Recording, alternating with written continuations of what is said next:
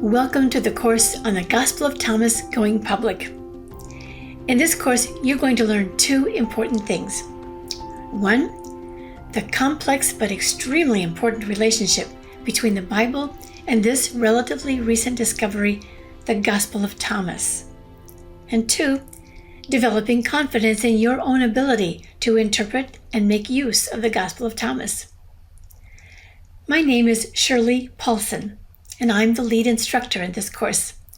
I'll introduce you to our co-instructor, Dr. Hal Taussig, when we get started. I had heard whispered discussions about the Gospel of Thomas a number of years ago, but from the tone I heard it was both mysterious and probably not right to study since it wasn't in the Bible. But when I actually read it, I was stunned. A lot of it sounded like the Bible, but some didn't. It was inspiring, but it was also perplexing. My respected church leaders didn't know much about it either. So I started my own research, which led me to my master's degree and then my PhD in religion and theology. I had a chance to ask all those questions, and from then on, I've been eager to help this book go public.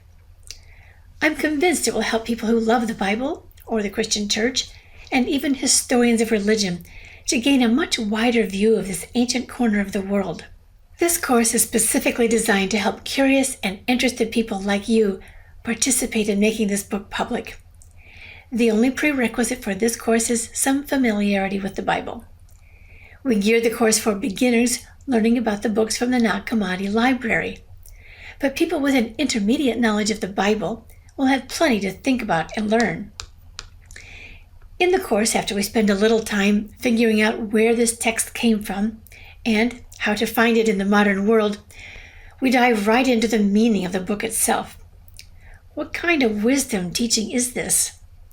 Are Jesus' parables in the Gospel of Thomas the same or different from his parables in the Bible? And then we'll be ready to face up to some of the most uncomfortable issues. Is it actually a heresy? Did the church ban it? Why isn't it in the Bible? Is it Gnostic or contrary to the Bible? By the time we get through with that conversation, you'll have a chance to write to your own clergy or an imaginary letter and explain your own views on the subject. Meanwhile, we'll be giving you more background, especially on the topic of gender, in order to make sense of some of the most perplexing verses in the book. You should feel well-versed in an understanding of what this ancient text is all about, and you should feel quite confident in making your own decisions about its interpretation.